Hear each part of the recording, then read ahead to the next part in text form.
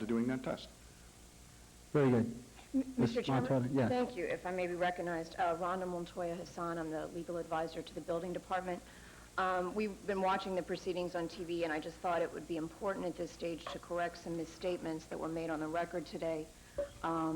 Since it is a public forum, and Mr. Chairman, you had stated that there is a building inspector that had been relieved of her duties Yes. and now works for the homeowner. That is absolutely not correct. I know you've made that statement on several occasions.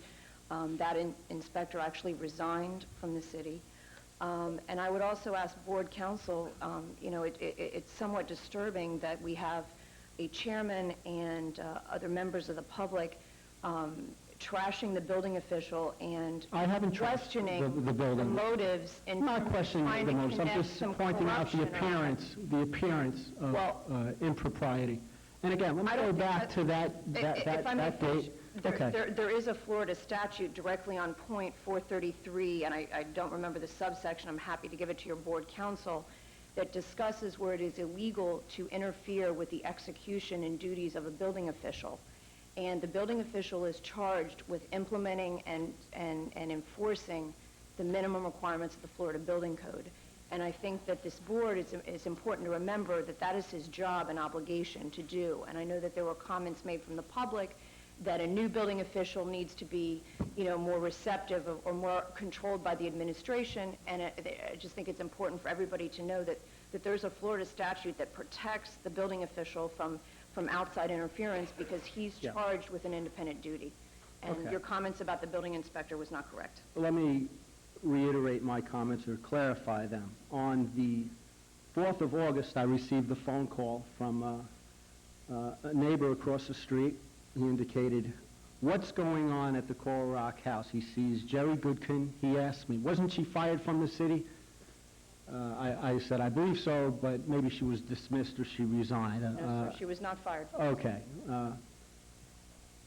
A carload or two carloads of city people got out. They each kissed her on the cheek, went into the building. I was in South Point Park with my dog at the time.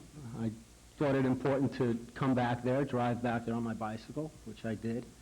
And Jerry Goodkin comes out of the building, and the first thing she says to me, not even a hello, Mitch, this building is coming down, and there's nothing you could do to prevent that. Thought it was, actually what that meant to me is this one was already in the bag. This one has already been determined. This one's coming down, and that's it. I find out shortly thereafter that she made the same comments to William Carey, who testified on the record that that is true and correct at the subsequent HP meeting.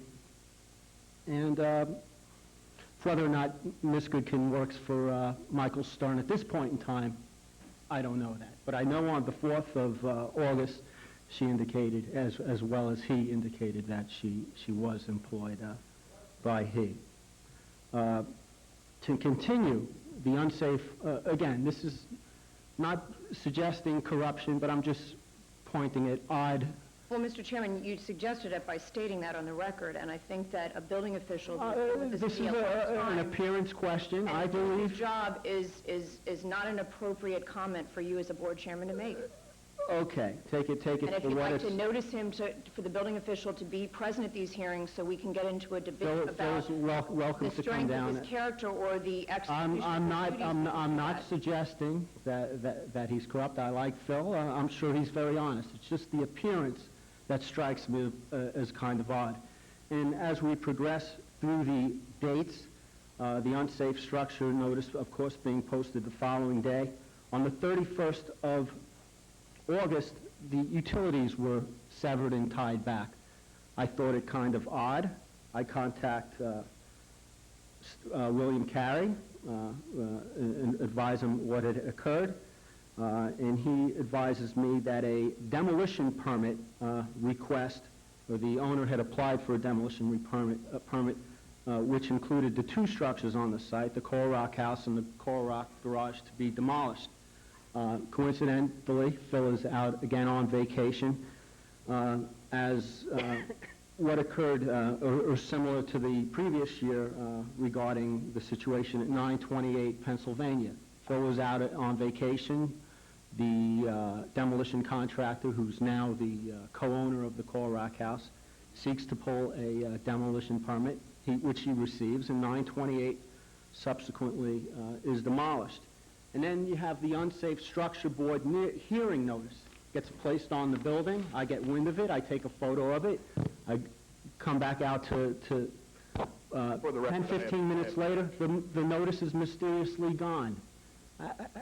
How does one answer these questions? It's just an appearance. If no one knew about that hearing at the first unsafe structures board meeting, this building would be long gone. Mr. Chairman, Staff didn't know. I had asked them. They consulted, hey, Phil, what's going on here? we have a long agenda. We do, and we This need is to a move minor forward. issue, which I think we discussed Okay, I hear you. Alan. excessively. We Let's move on. need to move on. Thank you for coming down here Thank you, today, sir. Rhonda. Okay, is there any other comment on the Coral Rock House? Okay, we'll move on to the next item. Thank you for coming down here, Becky. And the next